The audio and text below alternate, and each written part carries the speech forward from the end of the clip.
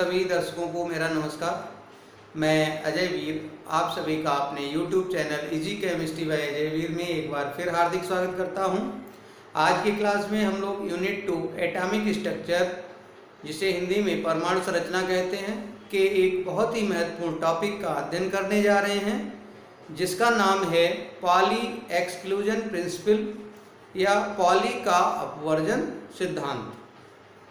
तो पॉली का अपवर्जन सिद्धांत क्या है, इसको समझने से पहले आप सभी चैनल को सब्सक्राइब कर लें, बेल आइकन को प्रेस कर दें ताकि लेटेस्ट वीडियो की नोटिफिकेशन आप सभी को मिलती रहे। यदि इससे पहले की वीडियोस आप लोगों ने अब तक नहीं देख पाई हैं तो आप चैनल को सब्सक्राइब करके उसकी प्लेलिस्ट में जाकर इससे पहले की गई सभी अपलोडेड वीडियो को आप देख सकते हैं, समझ सकते हैं। आइए शुरू करते हैं।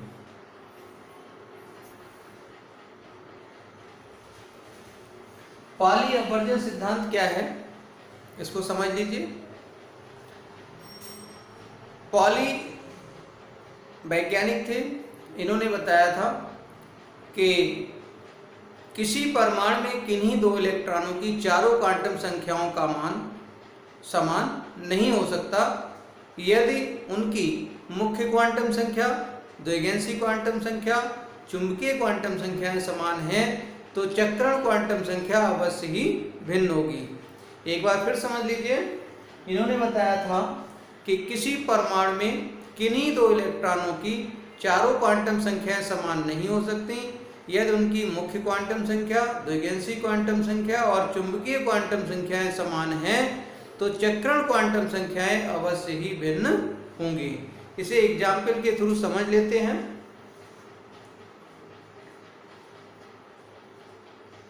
1s2 इलेक्ट्रॉनों के लिए चारों क्वांटम संख्याएं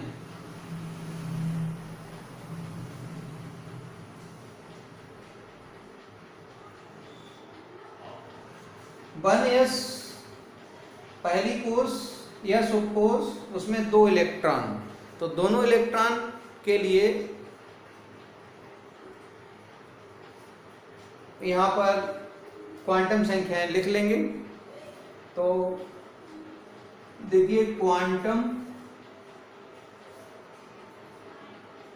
संख्याएं कौन कौन सी होती हैं? मुख्य क्वांटम संख्या n, द्विगेंसी क्वांटम संख्या l, चुंबकीय क्वांटम संख्या m, चक्रण क्वांटम संख्या s। ये प्रथम इलेक्ट्रॉन है, प्रथम इलेक्ट्रॉन, और ये द्वितीय इलेक्ट्रॉन है, द्वितीय इलेक्ट्रॉन।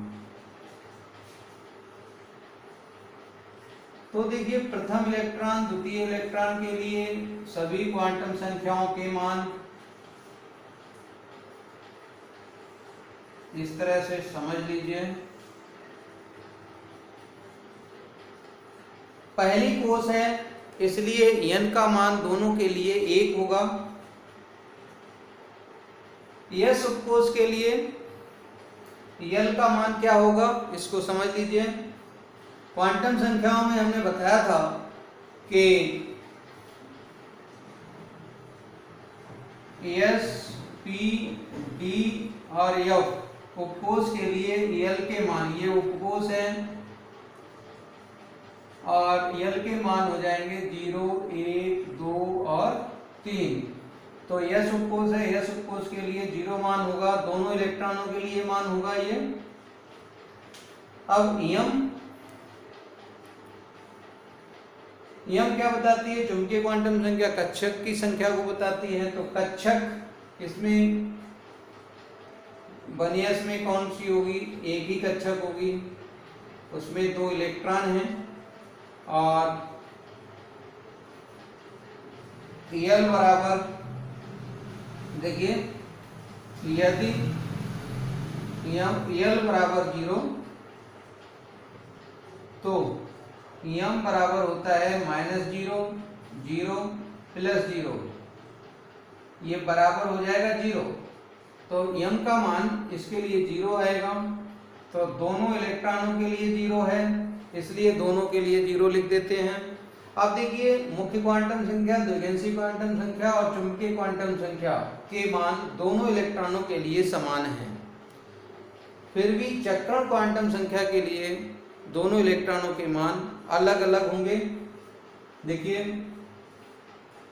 इस इलेक्ट्रॉन के लिए +1/2 और उधर वाले इलेक्ट्रॉन के लिए -1/2।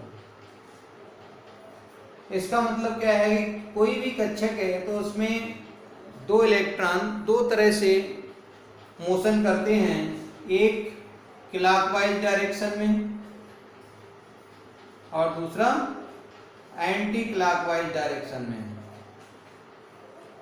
तो ये जो है एंटी क्लॉकवाइज डायरेक्शन में और पहला क्लॉकवाइज डायरेक्शन में। जो क्लॉकवाइज डायरेक्शन में घूमता है उसके लिए +1/2 और जो एंटी क्लॉकवाइज डायरेक्शन में घूमता है उसके लिए -1/2 चक्रण क्वांटम संख्या का मान होता है। तो आज के क्लास में आप सभी ने पॉली के अपवर्जन सिद्धांत या नियम को समझा और उम्मीद है बहुत अच्छा समझ में आया होगा। तो आज के क्लास में इतना ही। नेक्स्ट क्लास में नेक्स्ट टॉपिक के साथ फिर उपस्थित होंगे और जाने से पहले चैनल को सब्सक्राइब अवश्य कर दें। नमस्कार।